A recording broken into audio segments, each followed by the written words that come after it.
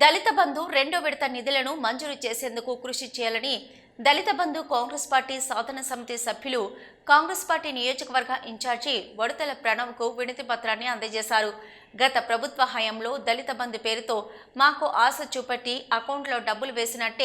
వేసి వాటిని ఉపయోగించకుండా చేశారని, 2 సంవత్సరాలు ఎమ్మెల్సీగా కౌశిక్ రెడ్డి తమకు దళిత బంధు రెండో విడత ఇప్పించలేదని, రెండో విడత రాక తాము ఇబ్బంది పడుతున్నామని, కావున మాకు రెండో విడత దళిత బంధు వచ్చేలాగా సంబంధిత మంత్రులతో ముఖ్యమంత్రి రేవంత్ రెడ్డితో మాట్లాడి తమ సమస్యకు శాశ్వత పరిష్కారం చూపే విధంగా కృషి చేయాలని ప్రణవ్ను కోరారు. ఈ సందర్భంగా ప్రణవ్ మాట్లాడుతూ తన దృష్టికి వచ్చిన ప్రతి సమస్యను పరిష్కారం అయ్యేలా చేస్తున్నానని,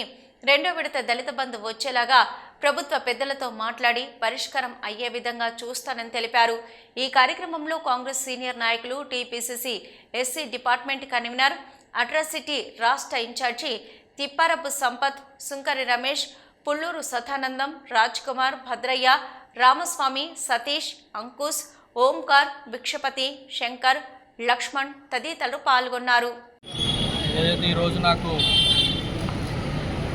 దళిత బంధు పైన గురించి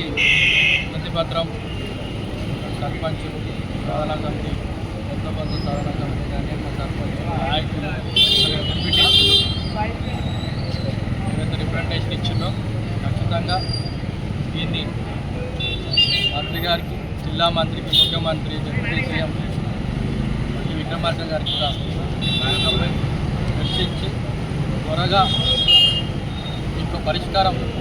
వచ్చేటట్టు నా వంతు కృషి చేస్తా అని అందరినీ జై కాంగ్రెస్.